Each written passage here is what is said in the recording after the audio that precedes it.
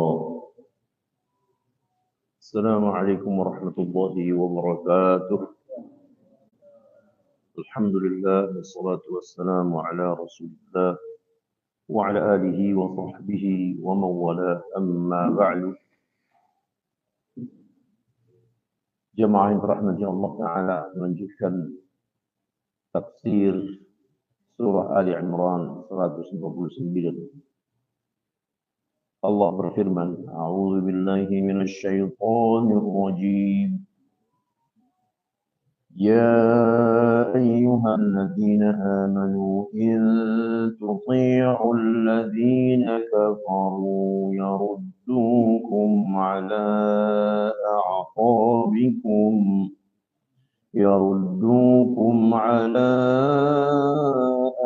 أعقابكم فتنقلبوا خاسرين.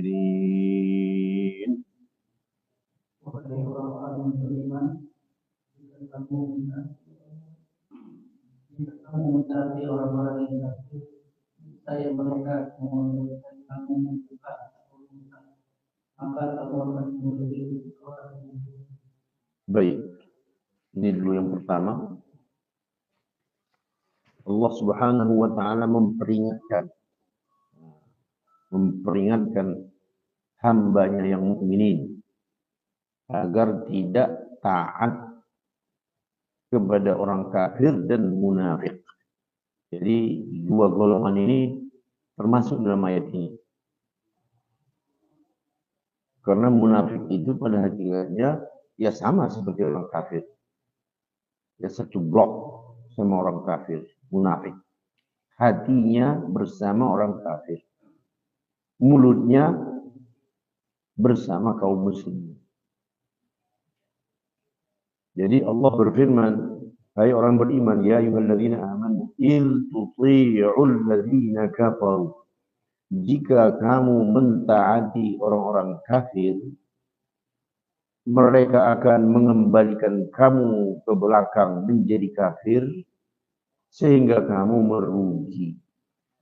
Nah, sekarang dunia ini coba kita lihat kaum muslimin itu taat tak kepada orang kafir? Taat, tunduknya. Jadi taat, tunduk, mengikut. Gitu. Pengertian taat itu kan begitu. Tunduk, mengikuti, tidak berani beda. Sampai kepada hal-hal yang sifatnya kebiasaan mereka. Memeriahkan tahun baru. Itu kebiasaan siapa? Orang kafir. Kayaknya beda. Tanggal 1 Januari itu dengan tanggal-tanggal itu beda. Padahal hakikatnya ada yang beda. Ada yang beda. Mataharinya itu juga. Jamnya itu juga. Ya. Siangnya itu juga. Malamnya begitu juga. Kenapa kamu membedakan? Sebagaimana mereka memeriahkan. Kata mereka lah awal tahun baru. Emangnya beda? Beda mataharinya, beda malamnya, beda siangnya. Jadi Allah Ta'ala mengingatkan jika kamu patuh taat kepada orang kafir, awas. Mereka akan mengembalikan kamu ke belakang. Maksud ke belakang itu kamu sebelum itu kafir. Lalu Allah kasih hidayah sehingga kamu beriman. Tapi kalau kamu patuh kepada orang kafir dan munafik itu, kamu mundur jadinya nanti. Ya. Berbalik ke kekafiran. Jadi inilah yang kita lihat secara umum kaum muslimin ini tunduknya bukan kepada Allah dan Rasulnya, tetapi kepada musuh-musuh Allah, al-kafirun, al-munafiqun. Sehingga apa yang dibuat oleh mereka perayaan, momen, ya, acara-acara, itu semuanya orang muslim itu berkiblatnya ke barat. Sampai sekecil-kecilnya, Pak. Sampai istilah-istilah juga ya, sampai istilah-istilah. Artinya sebutan sekarang populer wedding. Ya, ada namanya pra-wedding. Itu enggak, Pak? Udah menjalar itu tengah keluarga muslim.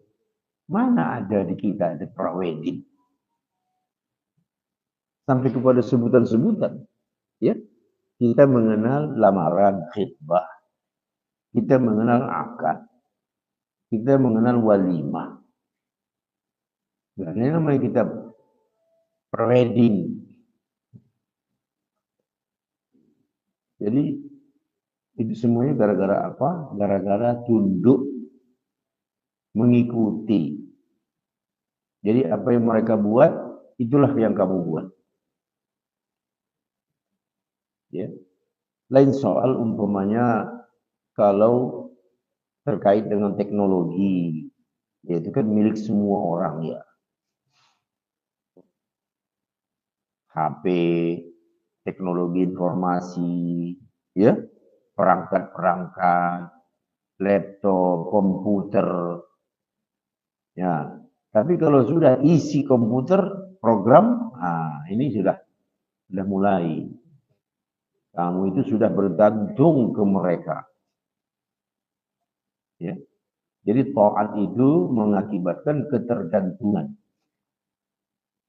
La ilaha illallah. Kita kalau membaca analisa-analisa, ya, analisa orang-orang ahli, artinya para pakar. Memang mereka inilah yang mengendalikan hidup kaum muslimin. Coba umpamanya Bapak lihat ya, dagang online ini. Hampir semua kita sudah kan? Dibuatnya murah. Itu bukan keinginan, bukan melayani kamu supaya murah. Itu ada maksud terselubung di situ. Itu para ahli sudah mengingatkan. Ya. Sekarang semua lewat online dan kita menganggap murah. Mau beli baju, umpamanya kalau dibeli pergi ke toko 100.000, di dia jualnya 35.000.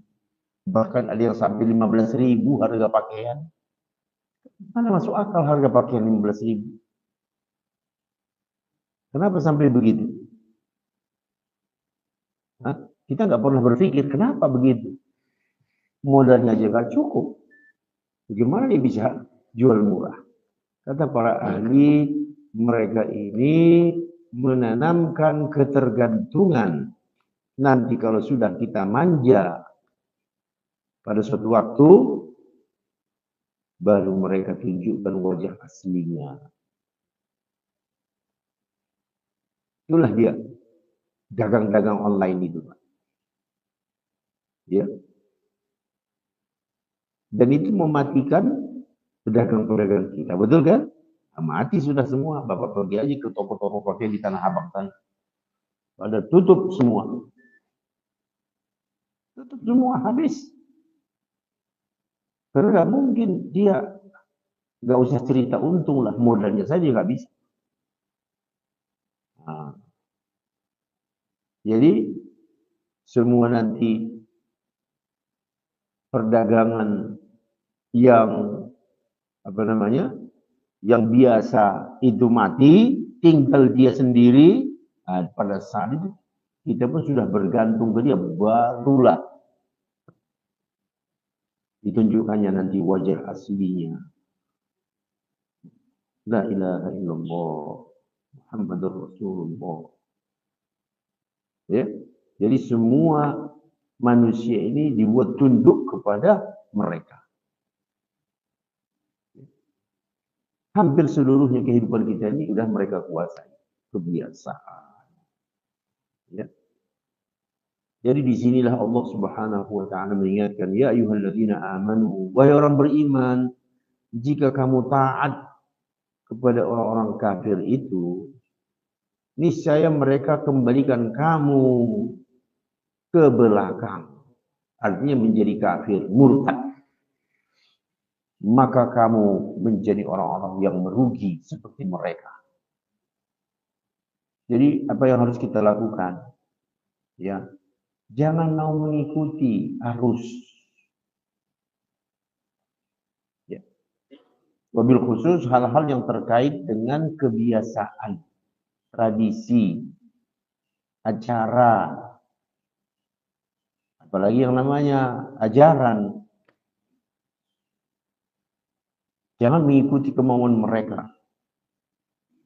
Karena kita memang dari awal kita sudah punya warisan. Itulah yang kita kenal dengan ya, syariat.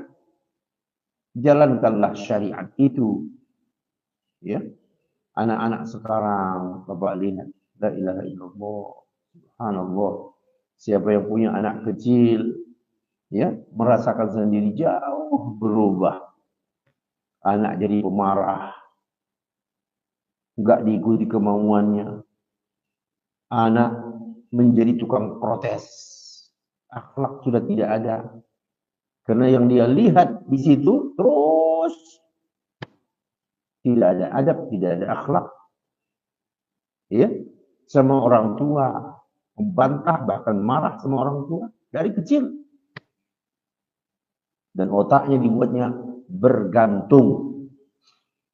Coba tarik HP yang biasa dikasih ke anak, dipegang anak. Coba tarik. Apa reaksinya?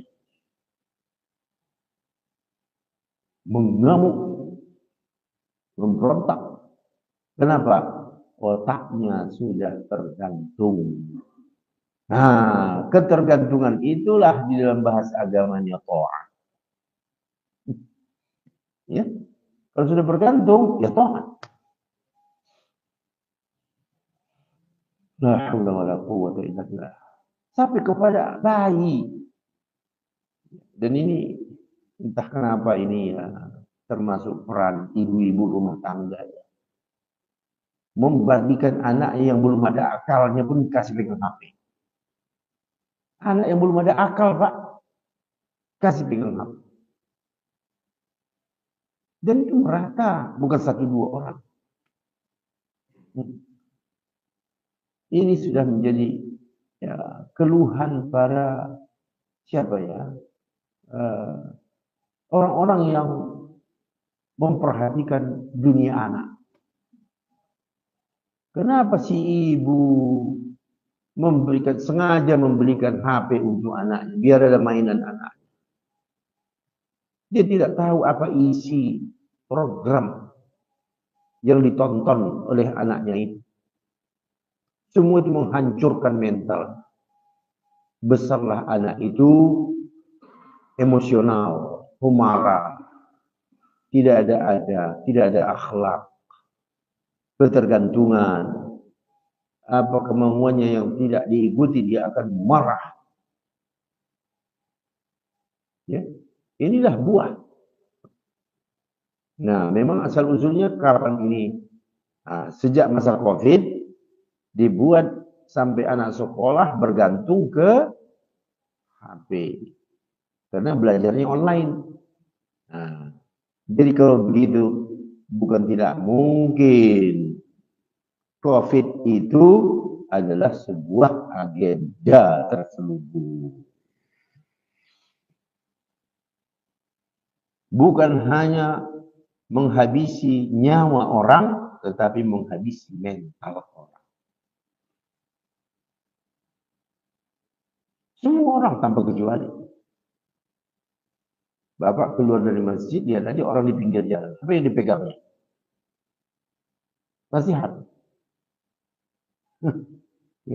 Itu kalau dari masjid nanti ini ada orang duduk, pasti yang begini saja kerjaannya. Bukan dia membaca sesuatu yang ilmiah, tidak. Main. Jadi otak sudah dibuat bergantung. Kalau kita menghindarkan anak kita dari alat yang satu ini, Dia akan hidup sendiri. Sementara lingkungan dia semua menggunakan itu. Dia akan merasa terasing. Betul? Coba. Mau tidak mau, dia pun, ya, orang tua pun akan luar biasa ini penghancuran sebenarnya. Kita nggak sadar saja gitu, nggak sadar. Ya. Kita tidak pernah menyadari itu. Dan Allah Ta'ala, ya, ini salah satu ayat, masih banyak ayat yang lain, mengingatkan, jangan kamu patuh, jangan kamu taat kepada orang kafir itu. Nanti kamu pelan-pelan jadi kafir dibuatnya. Ya. Pelan-pelan jadi kafir, Pak. Nah iya, pasti itu. Karena setiap orang bergantung kepada apa yang dia tonton. Fatangqadibu khasirin. Sehingga kamu menjadi orang merugi. Ya pasti. Dari beriman menjadi kafir, rugi total. Bangkrut. Yang bagus, dari kafir menjadi orang beriman.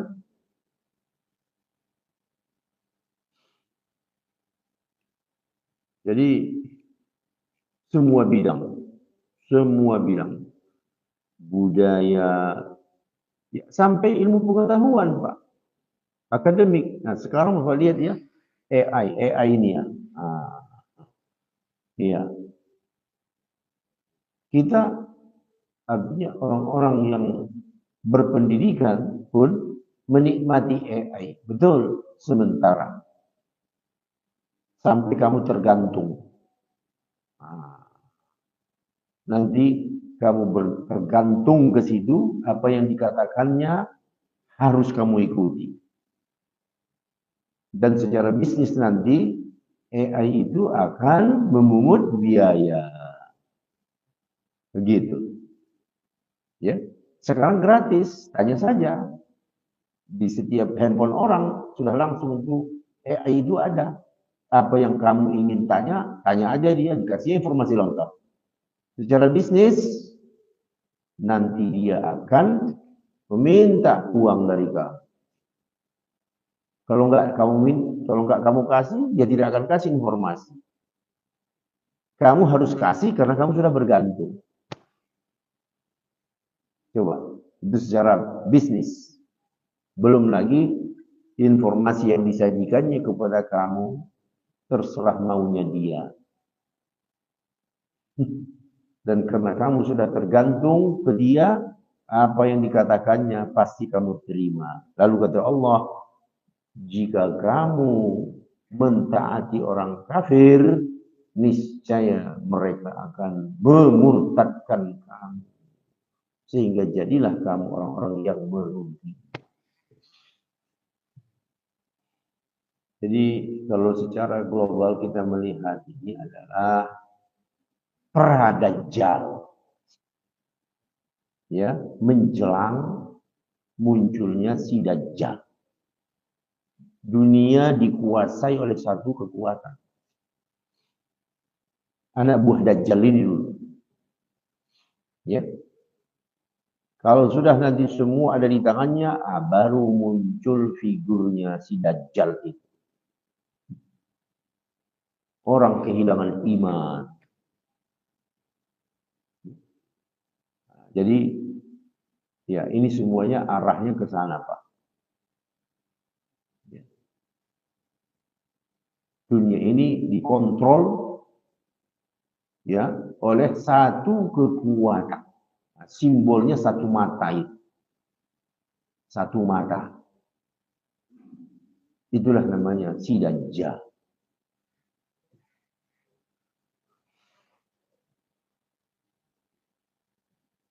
Jadi nanti pun ketika Dajjal datang, muncul, semua orang bergantung, sudah. Dia katakan dia nabi, semua orang mengatakan iya. Karena kalau kamu coba melawan, kamu mati sendiri. Setelah itu dia akan mengatakan dia Tuhan. Ya. Tahap berikutnya mengatakan dia Tuhan. Dan dia datang membawa keajaiban. Dan manusia sudah tergantung ke dia. Siapa yang melawan, taruhannya nyawa. Hanya berapa orang yang akan selamat. Yang berani mempertaruhkan nyawanya. Orang yang senang, sayang pada kehidupan, pasti mengikuti dia.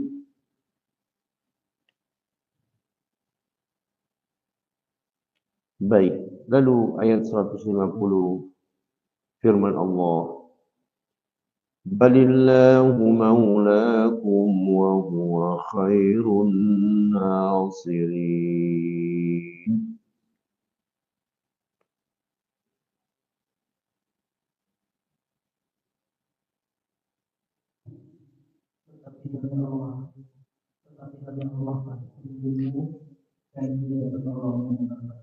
Nah, jadi sesudah Allah memperingatkan, ya, Allah memberikan optimisme. Jangan takut. Jangan bergantung, jangan patuh kepada musuh-musuh Allah itu, bahkan hanya kepada Allah lah. Ya, Allah lah yang menjadi pelindung kamu. Jadi Allah memerintahkan untuk taat kepadanya, loyal kepadanya, meminta pertolongan, bertawakal. Nah, jadi bergantungnya kepada Allah, jangan kamu bergantung kepada musuh Allah. Ya. Sekarang saja umpamanya kita melihat masjid. Ada nggak anak muda di masjid? Kalau yang ada sekarang ini orang-orang tua meninggal, kira-kira ada yang mengisi masjid nggak? Coba bayangkan. Orang-orang tua yang ada sekarang ini, entah 10 tahun mendatang sudah tidak ada lagi. Apakah ada orang yang akan sholat subuh? Dari mudanya saja dia nggak sholat subuh ke masjid. Bagaimana dia mau datang? Ini bukti real ini. Bukti real. Cari bapak anak SMA yang datang ke masjid berjamaah. Nah, kita ini saja kalau sholat subuh bapak lihat. Pengisinya siapa? Semua usia paling muda itu 50. Kalau tidak 60, hampir 70. Nah, nanti datang waktunya ini semuanya yang tua-tua ini meninggal, kan harusnya regenerasi kan? Siapa yang datang? Kosong. Dan ini untuk wilayah lain sudah terjadi dalam agama lain. Kaum Nasoro di dunia barat, ya, tidak lagi anak mudanya datang ke tempat ke rumah ibadah mereka, sudah tidak ada. Rumah ibadah mereka itu hanya gedung kosong aja, udah. Nah, lalu anak mudanya jadi apa? Jadi ateis, nggak percaya Tuhan. Jadi bersiap-siaplah. Jadi kalau kita tidak mau masjid kosong, bawa anak, ya, yang dari TK pun bawa anak ke masjid, yang punya anak TK. Apalagi kalau sudah dia, ya, SMP, SMA, nah, lebih mudah kamu mengajaknya, seharusnya ya. Tetapi itu sangat sulit. Bayangkan Bapak 20 tahun lalu, tahun 80-an, anak muda masih ramai tidur di masjid. Betul kan? Tahun 80-an, Pak. Ramai anak SMA di masjid. Apalagi malam-malam libur. Ya. Sekarang berapa kira-kira berapa tahun? Sekitar kita katakanlah 30 tahun lah ya. Jadi 2025 sudah. 30 tahun sudah hampir tidak ada lagi anak muda di masjid. Bagaimana 30 tahun mendatang? Hah? Kosong, masjidnya kosong.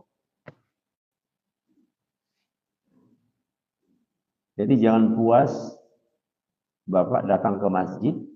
Alhamdulillah saya ya 5 kali datang ke masjid berjamaah. Anakmu? Di mana anakmu? Cucumu?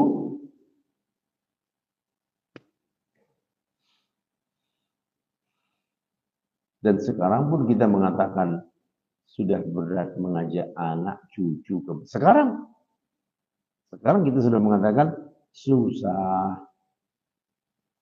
Sekarang kita sudah mengatakan susah. Bagaimana 30 tahun mendatang? Jawabannya apa? Tak mungkin. Ya? Nah, yang begitu sudah diciptakan suasananya begitu. Siapa yang membuat suasana seperti ini? Musuh-musuh Allah itu yang sudah memprogramnya. Luar biasa pemurtadan. Nah, inilah melalui ayat yang baru kita baca ini 159. Awas kamu, awas, jangan bergantung, jangan patuh. Balillahu maulakum. Bahkan hanya Allah lah yang menjadi maula kamu.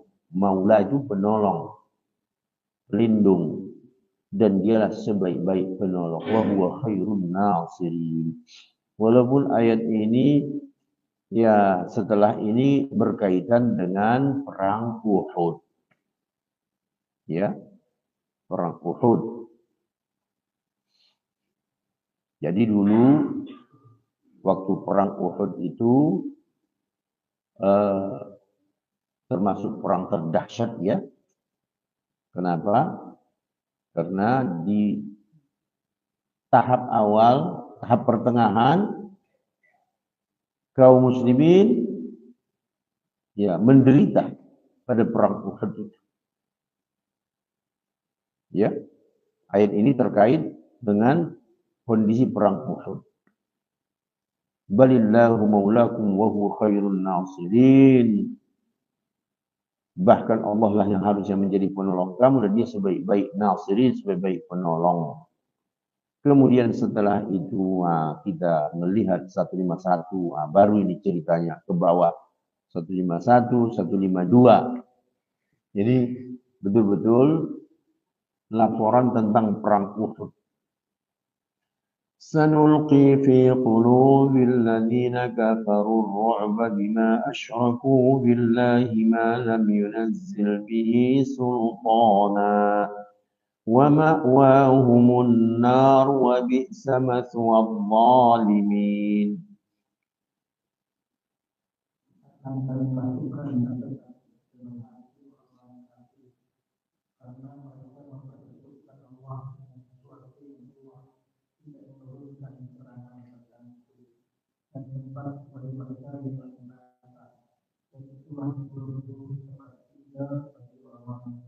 Nah, jadi Allah memberikan kabar gembira. Di 149 peringatan keras, 150 optimisme, lalu 151 janji Allah. Allah berjanji akan memasukkan rasa takut. Nah, jadi kamu jangan bergantung sama orang kafir, jangan takut sama orang kafir. Yang harus kamu minta pertolongan itu hanya kepada Allah, maka Allah akan menolong kamu dalam bentuk apa? Nah, kami akan masukkan ke dalam hati orang kafir itu rasa takut. Ya.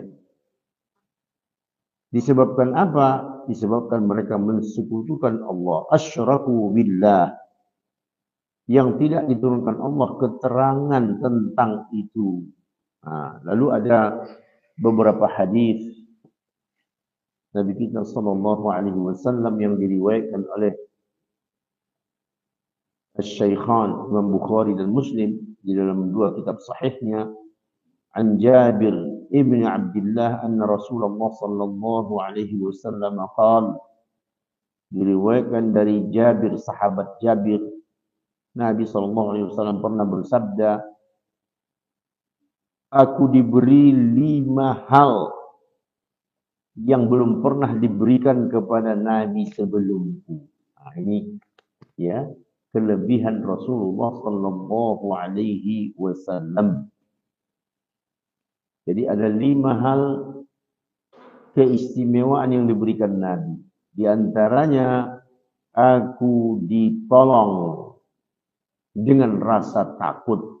Nah, ini tadi yang disebutkan di dalam ayat itu, kami akan memasukkan rasa takut kepada orang kafir, ya, perjalanan 1 bulan.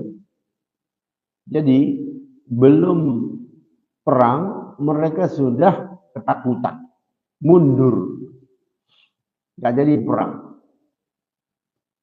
Ya. Kemudian yang kedua, wa ju'ilat liyal ardu masjidan wa tahura. Nah, lihat nih Pak, dijadikan tanah itu sebagai masjid dan alat bersuci.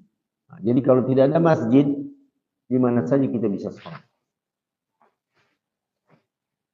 Ya, umpamanya jadi di dalam hutan, cari masjid kemana? Umpamanya, nah, waktu sholat tiba, di mana kita sholat? Nah, beda dengan orang kafir kan? Orang kafir beribadah memang harus di tempat yang sudah disiapkan untuk mereka. Betul kan Bapak lihat kan? Mereka nggak ada namanya mereka beribadah di sembarang tempat itu kan? Jadi memang sudah sudah direncanakan, dibangun. Sedangkan kita, alhamdulillah, tanah mana saja kamu bisa sholat. Bumi mana saja kamu bisa sholat. Ya. Kalau di negeri muslim, ya mungkin nggak ada masalah. Tapi ketika kita berada di negeri yang bukan negeri muslim, tiba waktu sholat, kemana kita? Mencari masjid, tidak ada. Nah, alhamdulillah, kekhususan yang diberikan Allah kepada Nabi Muhammad SAW, di mana saja bumi kamu berada, kamu bisa sholat. Wa ju'ilat liyal ardu masjidan wa tahuran, alat untuk bersuci. Artinya apa? Kalau kamu tidak dapat air, maka tanahlah pakai untuk bersuci. Ya, itu yang kita sebut dengan tayamum. Tiba waktu sholat, ya, cari air tidak ada. Hah? Ada air tapi entah di mana. Tempat kita berada itu tidak ada air. Mau mencari kemana susah, nggak tahu juga. Namanya kondisi ya keadaan sulit. Maka bagaimana? Salat harus tetap bersuci, namun boleh menggunakan tanah.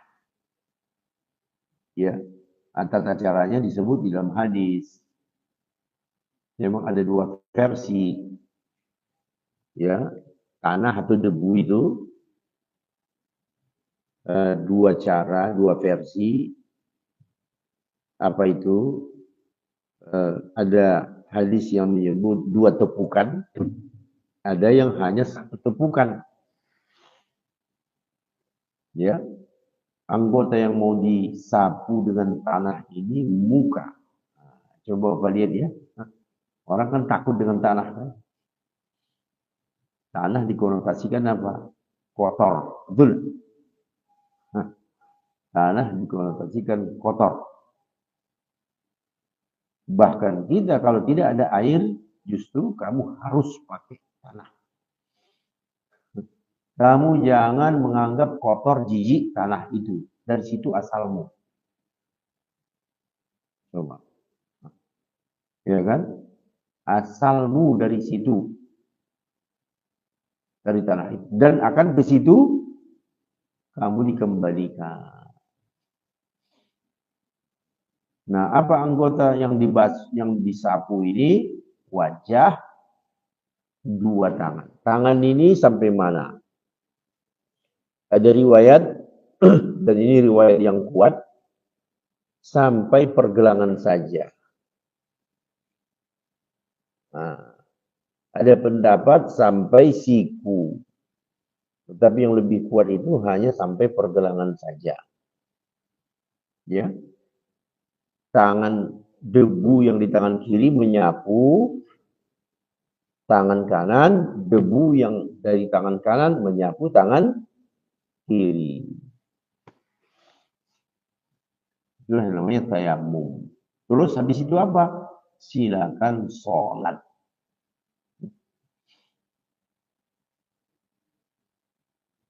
Lalu berapa lama? Nah, kalau sholat fardu hanya satu kali tayamum. Tetapi kalau sholat sunnah boleh satu tayamum beberapa kali sholat sunnah. Tahuran. Wa uhillat liyal ghanaim. Dihalalkan untukku harta yang didapat dari perang. Rupanya dulu tidak boleh, Pak. Nabi-nabi sebelumnya. Nah, begitu.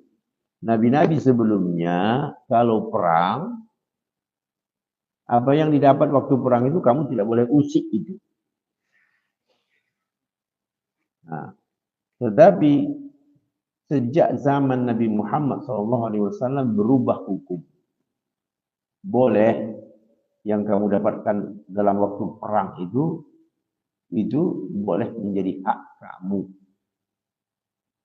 Itu namanya ghanimah. Ya, ghanimah. Kemudian,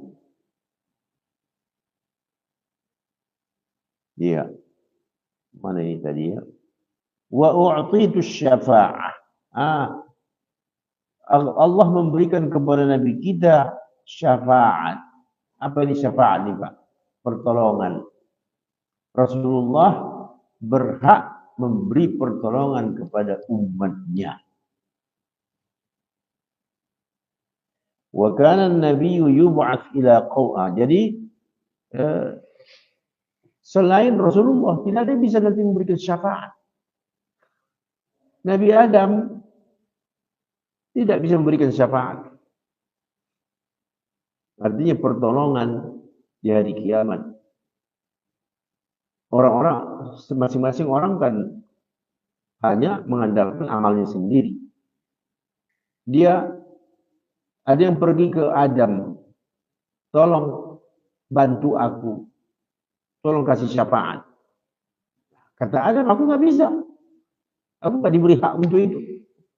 Datang orang kepada Nabi Ibrahim, terus kepada Nabi Musa, umatnya Nabi Musa, minta supaya syafaat, mendapatkan syafaat.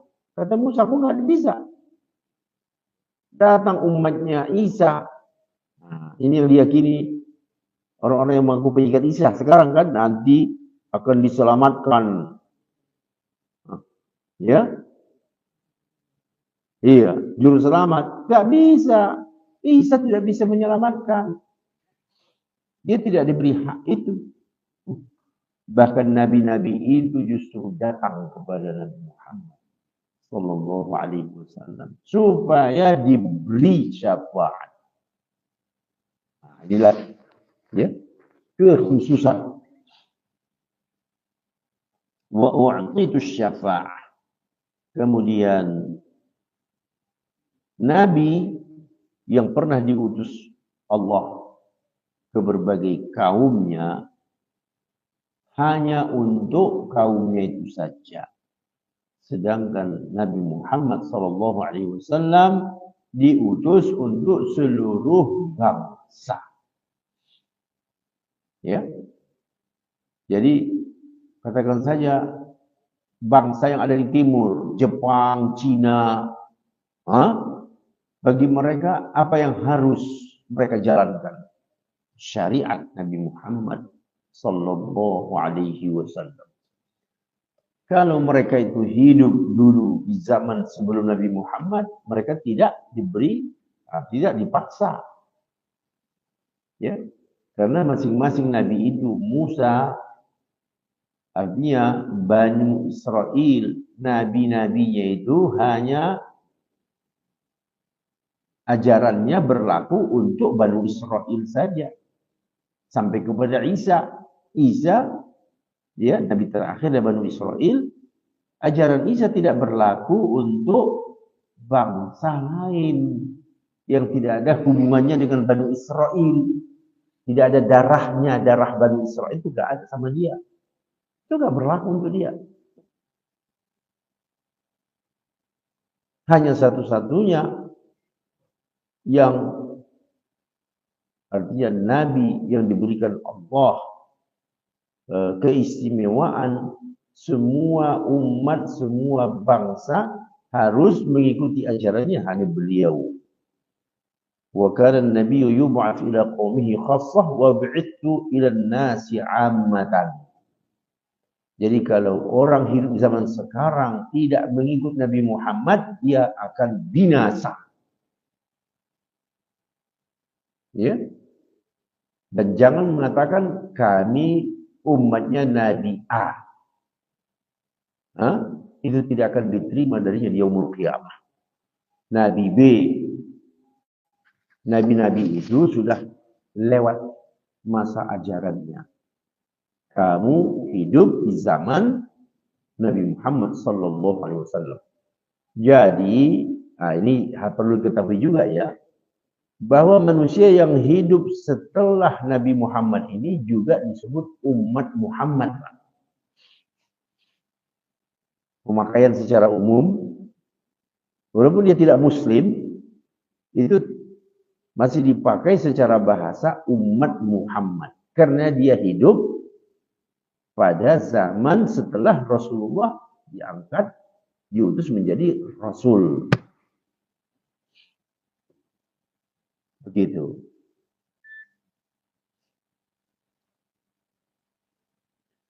Hadis-hadis sejenis banyak juga. Ada hadis Abu Musa, sabda Rasulullah SAW, intinya sama, aku diberi 5 perkara. Bu'ithu ilal ahmar wal aswad. Aku diutus untuk bangsa yang berkulit merah dan berkulit hitam. Apapun warna kulitmu, kamu harus ikut Nabi Muhammad. Tidak boleh kamu mengikut Nabi yang lain. Asal kamu hidup setelah zaman Nabi Muhammad SAW diangkat menjadi Nabi. Ya, ini yang tidak dipahami atau pura-pura tidak dipahami oleh umat lain. Ya. Seolah-olah memberi kesan itu pemaksaan. Ya memang harus. Masa kita harus tunduk ikut Nabi Muhammad? Wajib. Begitu ajarannya. Ya. Jadi kebebasan untuk berkeyakinan di sini tidak berlaku. Kalau kamu tidak ikut ajaran Nabi Muhammad, kamu akan celaka di yaumul qiyamah. Aku diberikan, ya, dijadikan untukku bumi itu sebagai alat bersuci dan masjid, dan dihalalkan untukku ghanimah di mana sebelumnya itu tidak halal. Kemudian aku ditolong dengan rasa takut yang dimasukkan ke dalam hati musuh selama perjalanan 1 bulan. Kemudian diberikan kepadaku syafaat. Walaysa bin nabiyyin illa wa qad sa'ala syafa'ah. Tidak ada seorang nabi pun melainkan dia pasti akan meminta syafaat. Justru nabi-nabi itu minta syafaat. Wa inni qad ikhtabat syafaati, dan syafaatku akan berlaku untuk orang yang mati dalam keadaan tidak mensekutukan Allah dengan sesuatu apapun. Iya. Sanulqi. Nah, ini tadi ya. Sudah tadi. Sanulqi fi qulubil ladzina kafaru ru'ba. Nah, di mana Allah Ta'ala memasukkan rasa takut ke dalam hati Abu Sufyan sehingga dia kembali balik ke Makkah. Ya. Wa ma'wahumun nar, tempat kembali mereka adalah neraka, dan itu seburuk-buruk tempat kembali orang-orang yang zalim.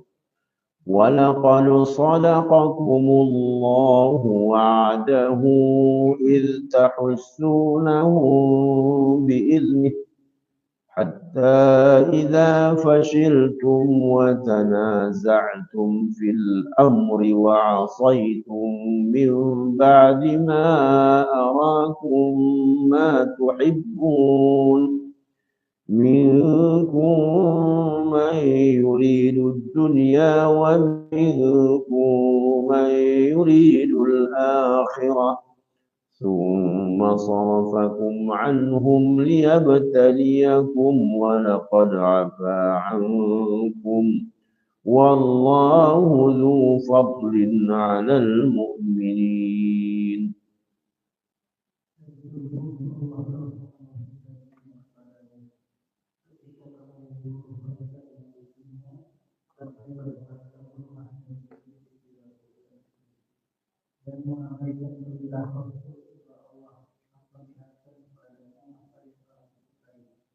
Yang kamu orang yang kamu orang Allah memanggilkan kamu dari mereka, tetapi dia benar-benar memaafkan kamu dan Allah memberitahu dia. Nah, inilah kisah perang Uhud itu. Ya. Jadi di awal menang, kemudian setelah itu berubah menjadi kalah karena tergoda oleh harta rampasan, sehingga banyak jatuh korban. Lalu setelah itu di ujung Allah memberikan pertolongan kembali kepada nabinya,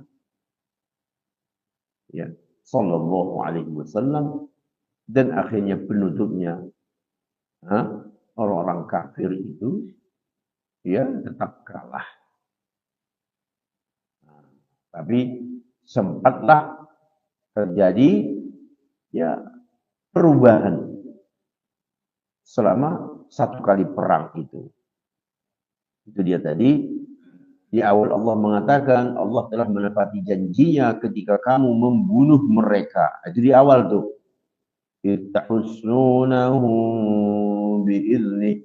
Ketika kamu membunuh mereka dengan izinnya. Ya. Jadi sebelum perang Rasulullah sudah mengatur pasukan.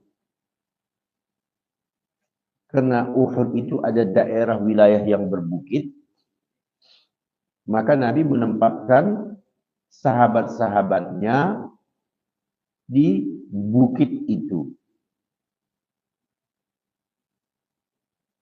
Dan ini adalah pemegang kunci nih. Kemenangan kekalahan dari Allah Ta'ala, termasuk ketika tempat ini dikuasai. Nah, terjadilah mulai perang. Maka yang berada di atas bukit ini berhasil melumpuhkan kekuatan musuh. Banyak orang-orang kafir yang mati. Lalu orang-orang kafir yang mati ini meninggalkan harta. Melihat harta itu yang tadi berada di bukit tergoda. Ya. mengira bahwa perang sudah selesai. Padahal Nabi berpesan sebelumnya, jangan tinggalkan bukit ini sebelum aku memanggil kamu turun. Nah, jadi ada semacam ketidaktaatan dari sebahagian mereka. Tidak taat. Ya, karena tidak taat itu bukan sengaja membangkang, tetapi mereka berpedoman kepada logikanya. Itu dia. Memang kalau logika murni tidak dibingkai oleh pesan Nabi, ya dilihat musuh sudah mati di bawah. Ya, mayat-mayat sudah bergelimpangan. Mengira bahwa perang sudah selesai. Kalau sudah perang selesai, ngapain lagi di atas? Nah, itu lihat tuh. Gara-gara melihat harta rampasan itu, mereka pun turun. Rupanya ada semacam siasat keadaan seperti dimanfaatkan oleh orang musyrikin.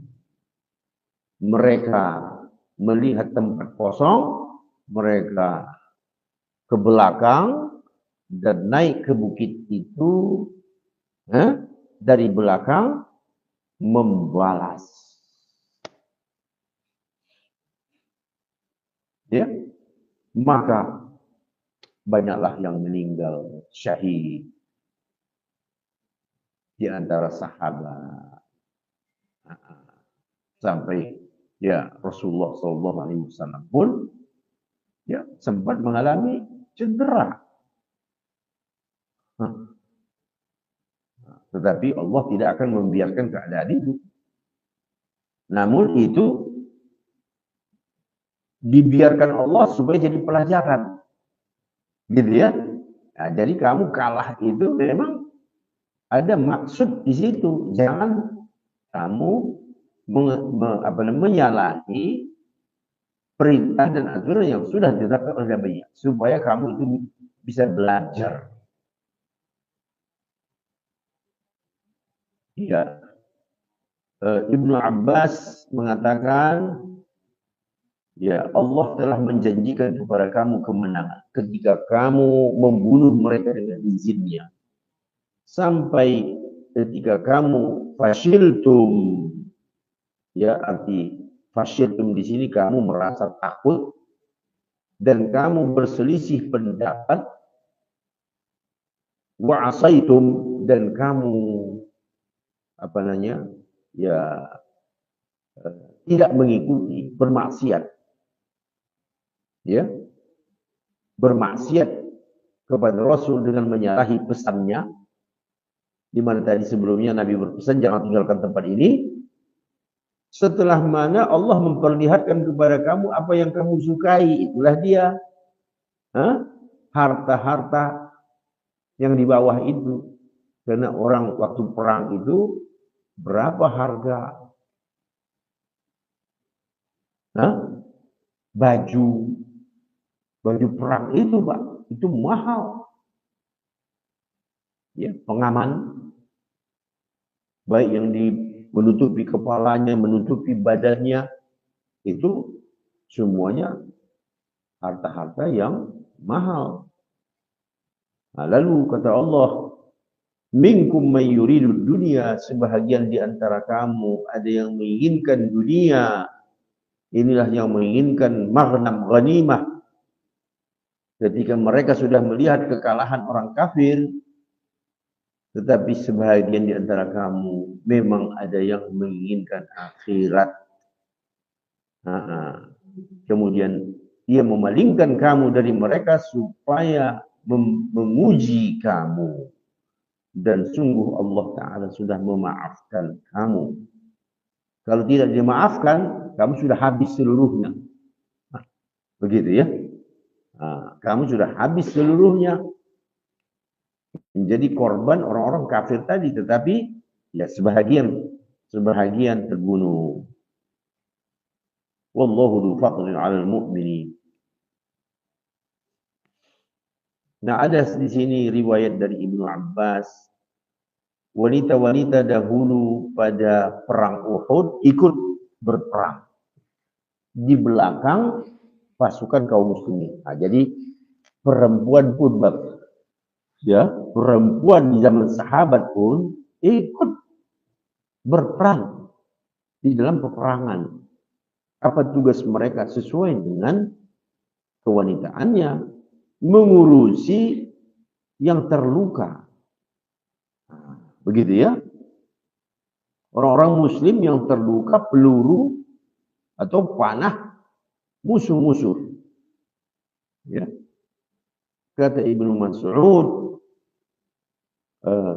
tak seorang pun di antara kami setauku yang menginginkan dunia sampai turun ayat ini.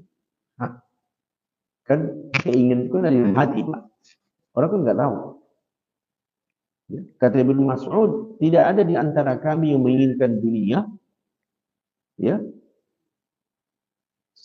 sampai ayat ini turun yang menceritakan di antara kamu ada orang-orang yang menginginkan dunia. Iya. Maka ketika beberapa sahabat Rasulullah itu menyalahi perintah nabinya, mereka bermaksiat, ya, maka di sana ada 9 orang, 7 dari kalangan Ansar, ya, 2 dari kalangan kaum Quraisy dan Rasulullah yang ke-10-nya. Nah, mereka menjadi korban, ya, dan Allah Ta'ala menyelamatkan nabinya. Jadi perang Uhud itu cukup menegangkan, ya. Nah, sahut menyahut antara kaum musyrikin dengan Rasulullah. Pada saat itu Abu Sufyan masih kafir, ya. Ketika mereka sempat menang orang kafir, Abu Sufyan masih sempat berteriak, tinggilah Hubal. Hubal ini nama patung sesembahan mereka.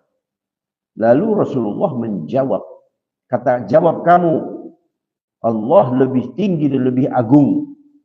Nah, lalu serempak sahabat pun membangkitkan semangat menjawab seruan siapa tadi? Abu Sufyan yang waktu itu masih musyrik. Lalu Abu Sufyan teriak lagi, Pak, yaum biyaumi Badr. Ini hari balasan terhadap perang Badar. Jadi satu-satu. Kalau kami kalah di perang Badar, sekarang kamu kalah. Hah? Rasulullah apa namanya? Oh, belum, sebelum sampai ke situ. Abu Sufyan mengatakan kami punya patung Uzza, sedangkan kamu tidak punya patung Uzza. Lalu Rasulullah berteriak, ucapkan kalian Allah menjadi penolong kami, sedangkan orang kafir tidak punya penolong. Abu Sufyan mengatakan, ya, satu sama, gitu. Satu hari dengan, ya, satu hari Badar. Jadi satu hari kekalahan kami, kemudian satu hari kemenangan kami. Ya, maka Rasulullah menyuruh menjawab. Apa kata Nabi? Tidak ada yang sama. Orang yang terbunuh di antara kami hidup, ya, mendapatkan rezeki, sedangkan orang yang terbunuh di antara kamu itu di dalam neraka disiksa. Masya Allah. Jadi inilah ternyata waktu perang Uhud itu terjadi sahut menyahut antara Nabi dan siapa, Pak? Orang-orang musyrik, wabil khusus Abu Sufyan.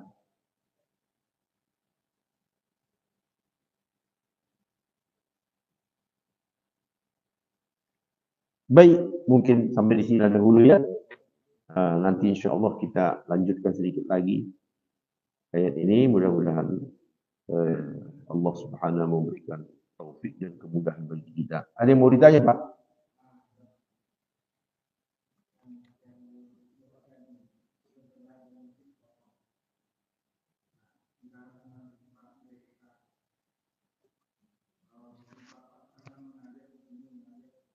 Hmm.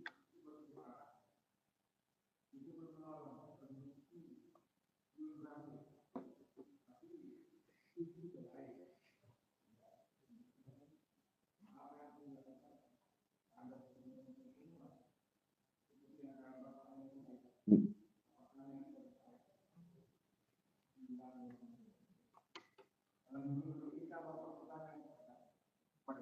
Hmm.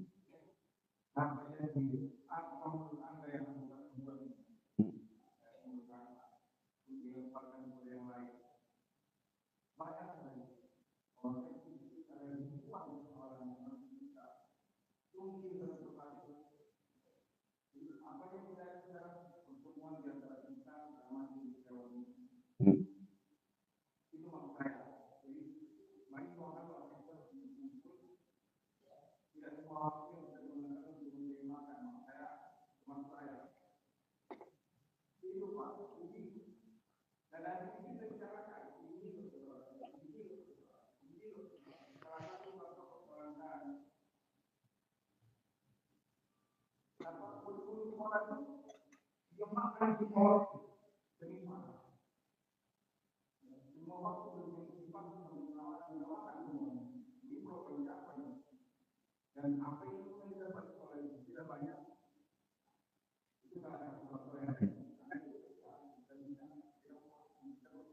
Hmm.